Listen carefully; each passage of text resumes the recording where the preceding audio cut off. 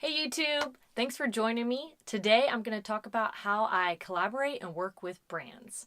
I'm really excited to share this because a lot of people reach out to me through email or just Facebook messages and so forth asking me how I started working with brands. I've been blogging for 6 years and it's not down to a science how you work with brands, but I can give you a little insight of how I've done it. And everyone is different, so this might not be for you, but I'm just going to share with you my experience. First, people ask me, how big do I need to be to reach out to a brand or a company? And my answer to that is it doesn't matter. I mean, it depends on who you're reaching out to. I mean, if you're reaching out to Home Depot or Lowe's and you have 50 followers, you're probably not going to get a collaboration. Or you reach out to a local company that you're already a big fan of and they might know you because you're a frequent customer, and you tell them you've started a blog and you'd like to work with them, they might be more open to working with you. So I would say there's no set number on you have to have 1,000 followers on Instagram or this many readers to reach out to a brand. Kind of look at what types of bloggers those brands work with, and then you can kind of gauge maybe if you're in that range. But again, think big. You can do it. So for me, I got started by, honestly, it was, I really wanted, I reached out to companies that I really liked and I needed their product. Like I was going to go buy that, and instead I thought, well, why don't I just see if they want to work with me, and then I could get that product for free and it'd be awesome because I could save money and I'd also collaborate. And that's how it all started for me. I wanted Christmas cards, so I'd reach out to, Minted, and then I wanted a custom stamp, so I reached out to an Etsy boutique that made stamps, and kind of pitched them that I was a blogger, and to my surprise, they said yes, which was crazy. I felt like I had no readers, no followers, which I really didn't. I don't even know if I had Instagram when I first started doing that. So back in the day, people just wanted to work with bloggers. So I would say now it's a lot harder to just send somebody an email and them say yes. But it was a lot easier back then. There are a lot more bloggers these days, so there's a lot more competition. And as I got bigger, brands would actually start reaching out to me. And then I started joining affiliate marketing companies like Social Fabric or Collectively. And honestly, there's hundreds of others that I can't remember because for me, I don't use those a ton. I don't have enough followers to get campaigns through those type of affiliate marketing companies. So basically, if you're not familiar with them, you sign up to be a part of the group, and some require you to have a certain amount of followers. So you need to have, 20,000 readers a month or 10,000 Instagram followers to even be a part of the group. And then once you're accepted, you can see, some allow you to see different campaigns of brands. So you can see what Coca-Cola or might be Walmart or Kleenex or whatever it might be, and you can apply to those programs. And when you look at the campaign that they're going to do and who they want to work with, you'll see how much they're going to pay and when they need it and the timeline and all the details. And then you can see how many followers you have to have. So it might say minimum 10,000 Twitter followers or minimum, so forth. So honestly, I don't get a lot. I don't get a lot of collaborations through those types of companies because I really don't have a ton of followers. So for me, my favorite way to work with brands and collaborate with brands, and the way I found success in it, is by actually reaching out to them personally. And I do that recently, I've started doing that through Instagram. I'll direct message a company, or I will, honestly, the best way to get a contact for a company in their PR marketing department is through Twitter. It hands down for me. I will just tweet the company and I'll say, hey, may I have your marketing PR contact? I'd love to collaborate. And 99% of the time, they've responded with that contact. So then I take that email, I write a pitch email of a little bit about me, why I love their brand, which I only reach out to companies that I do. So it's not, it's from the heart and it's real. And that I feel like that comes across in my emails, and that's why brands like to work with me, because I actually want the product. And then I lay out what I would like to give. So maybe that is a blog post or just a social share, and I lay it, and I bullet point it, one blog post, one social media share on all of my channels. Now I can incorporate YouTube video if that's something they want to do in exchange for da da da da. Or, let's kind of talk about what we can do together. I would love to work with you. I can say I've had a lot of success doing that. I also attach a media kit where, honestly, maybe a year and a half ago, I didn't have a media kit. And I would still reach out to brands and they would still say yes. So don't be discouraged if you don't have a media kit, but I would definitely make one because, again, it's so much more competitive these days. There are thousands and thousands of bloggers, and there's thousands of mom bloggers and fashion bloggers and people in your niche that are doing that. So you should definitely do it as well. It just makes you look professional. I actually use one. I found somebody's, I just Google searched like media kit, and I found someone that made one and they had uploaded it and shared it.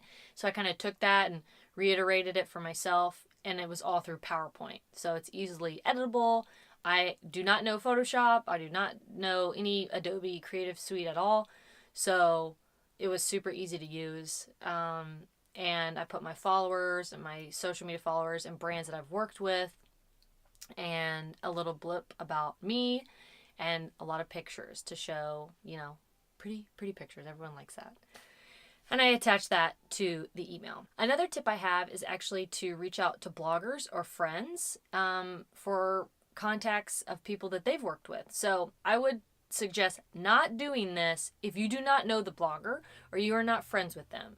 You need to have a relationship with them before you go and ask them, hey, can I have your contact for so-and-so?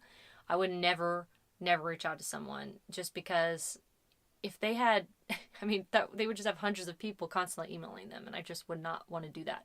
If you are friends with a blogger and you see them collaborate with a brand, I've done this, and I have friends that do this with me, and I'm completely fine with it, recommending them or sharing with them my email. We're all in this together. Let's support each other. I'll reach out to them. Hey, who's your contact there? Do you mind if I have it? Sometimes I'll ask them, hey, how much did they pay? If you're in that close enough relationship with them, then, feel free to share that. And I'm an open book. So if you ask me how much I'm getting paid, I will tell you hands down. I am not shy to do that. So some people are a little iffy about that. They don't really want to tell you what they charge or what they got paid, but I'm not about that. I think the more we share, the better off everyone's going to be. People will share with me their email. I'll reach out to the contact and say, hey, so-and-so, I got your email from so-and-so. I'd love to work with you, and so forth. And most of the time, the brands are, want to work with me. And sometimes I do get no's, and that's okay. I do get people that don't respond, and that's okay. I work for a company where people reach out to me every day in the marketing department for me to sponsor them, or, and you can't do it all. So I would just say make your email very sincere. And another tip I have is to follow those brands. If it's some brand you truly like, you're probably already following them, but start commenting on their photos, liking their photos, because the key is someone is behind their social account. There is a person behind that, and you get to know that person, and they know your name. When you reach out, they're going to remember you. They're going to say, oh, Jessie, she's always commenting our pictures, or she's always sharing our pictures. They're going to remember, and they're going to say, she is a brand advocate, and we've never worked with her. Let's work with her because we know she loves the brand. So, maybe even list out, I've done this before where I list out potential brands that I would love to work with, like my ideal brands. Like I would love to work with Lowe's, or I would love to work with Sherwin-Williams because this house needs a lot of paint and I love home projects. Hold on, water break. Not sponsored. And I'll follow those brands and I'll comment on their photos and I'll interact with them because I want them to know that I'm there. And then I build that relationship, and then maybe in a couple months or maybe a year, who knows how long it'll take, I reach out to them and I say, this is the project I'm working on. This is, I would love to work with you. Also, I can be really specific in what I want in that email I send out. So, hey, I'm renovating my bathroom and I need faucets and I love your brand and blah, blah, blah. this is what I'm gonna do before and after pictures, and so you're very specific on what you want or the project that you're doing.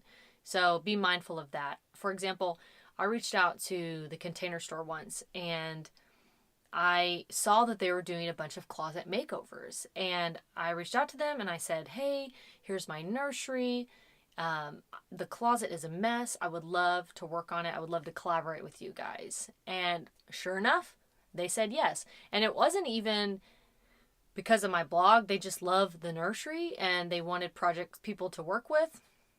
And so they completely renovated my nursery for free. And they didn't even ask for a blog post out of it. They were actually doing something on their personal blog. So a lot of companies, they need content for their websites, and they need content for their blogs. So they're just wanting to work with people in general, not necessarily bloggers. They just want to work with people that have spaces that they can renovate or work on. So you don't necessarily have to be a blogger to get these deals with companies. You're probably wondering, how much should you charge? Now that's a tough one, and I haven't figured that one out yet. It's still a kind of learn as I go. There's no one answer to that question, but I can just say that you should feel it out and kind of shoot high, and most people will come back to you with a different number. Again, I don't charge for every post that I do. Sometimes I just trade for product that I really legitimately want, and I do that a lot. But again, I don't blog full time, so I'm kind of in a different situation.